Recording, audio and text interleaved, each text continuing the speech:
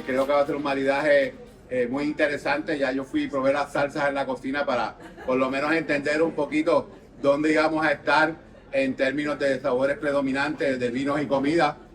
Y ciertamente es un tema que me gusta mucho, el Napa. Y he tenido la dicha de viajar bastantes veces a Napa. Napa queda en California, costa este de los Estados Unidos. Es un área viticultural muy pequeña, 5 millas de ancho por 35 de largo, con una diversidad microclimática espectacular, con 16 áreas viticulturales americanas diferentes, con mucha diversidad, vuelvo y repito, y ciertamente considerado como clima mediterráneo. Solamente el 2% de los viñedos del mundo son considerados clima mediterráneo. 2 cordilleras, al oeste la montaña Mayacama, al este las Baca Mountains, un río, Napa River, un valle en el medio y en el este el San Pablo Bay, condiciones ideales para el cultivo de la vid. Y hoy no solamente vamos a hablar de Napa, vamos a hablar de 2 bodegas que fueron pioneras y que tienen que ver mucho con el desarrollo de Napa en California.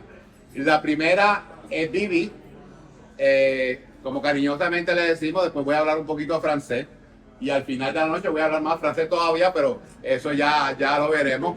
En el 1900, un señor llamado Georges de la Tour de Burdeos llega a Napa, a este área que se llama Rutherford, donde está actualmente la bodega. De hecho, tenemos una mansión, tenemos como si fuera mía, pero hemos estado ahí en algunas catas, una mansión para hospitalidad allí. Y la esposa, que se llama Fernández, dice: qué bello viñedo, en francés, que le bleu.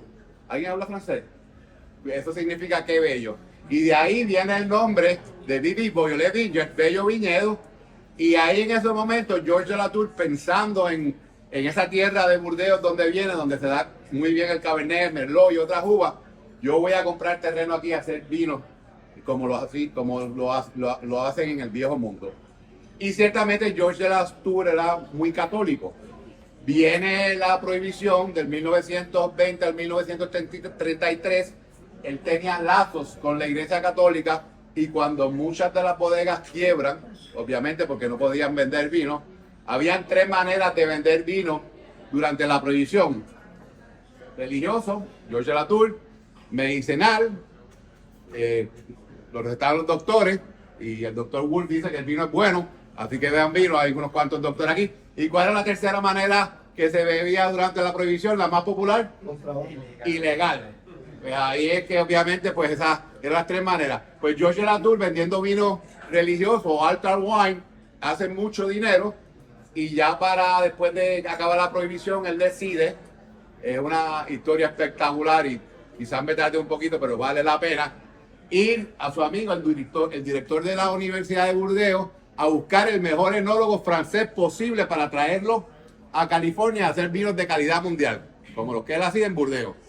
¿Qué pasa? Cuando va donde el director le dice: tengo un gran enólogo, pero tengo solo un problema. Es ruso. Andrei Chelysev, le dicen Andrei T, está en la historia de los libros de Napa. Georges de la Tour GDL lo vamos a probar hoy. Voy a hablar un poquito más del vino. Primer vino de culto de los Estados Unidos, el vino de la Casa Blanca, Andrei Chelysev. Andrei Chelysev, el primero en usar fermentación maloláctica para vinos tintos, el primero en utilizar temperatura controlada para vinos blancos. Una historia espectacular de esta familia de Francia, que ciertamente precursó de una bodega centenaria del vino en California. La segunda bodega, voy a ir rapidito para poder ir al Mondavi. Mondavi no nació en Italia, donde nacieron sus padres.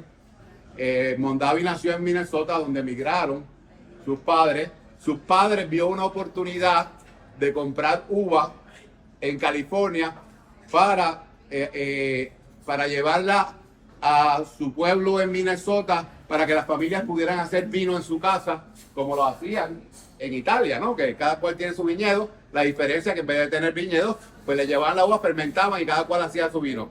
Hizo un negocio tan importante que el papá de Robert Mondavi, César, se muda a Lodi, al este de San Francisco, y hace su hogar allí. Mondavi estudia en Stanford, estudia economía, Robert, Y ciertamente pues ya en la década de los 40 empiezan a tener mucho interés en bodegas y compra la bodega más antigua de Napa actualmente, que se llama Charles Krug, la puedo decir porque es parte del portfolio de Plaza. Y en el 1965 se pelea con su hermano Peter y ahí decide él comprar este terreno fantástico, fabuloso, que se llama Tocalón. Vamos a hablar un poquito de Tocalón cuando llegamos a ese vino, que significa Highest Beauty en griego, donde un señor H.W. Kraft en el 1868 ya sabía que había vinos de calidad mundial, y Mondavi empieza a hacer comercialmente vinos varietales cuando en aquella época no se hacía. Mondavi fue un pionero comercial, que ciertamente engrandeció la parte comercial de Napa, pero fue un filántropo, entregó tanto dinero a tantas obras de caridad que tuvo que hacer la compañía pública, y después el board vendió la compañía en la década de 2000 a 1.3 billones a Constellation, pero ya habían deudas. Pero ciertamente Mondavi tiene mucho que ver con el desarrollo comercial de Napa. Hizo un joint venture con Barón Philippe Rothschild, que obviamente lo conocen ustedes, Opus One, ciertamente un vino de calidad mundial. Más allá, fue a su natal Italia, o natal porque era el de donde eran sus padres, y hizo un vino con Ludovico Frescobaldi, que se llama Luce Lucente. Si no lo han probado, un vino espectacular, mayormente de Merlot, un poquito de Sangiovese. Y esa es la historia de Robert Mondavi, alguien que hizo la parte comercial del vino importante en aquella época de California, y yo creo que más importante lo que va a venir ahora es que probemos estas dos grandes bodegas de diferentes maneras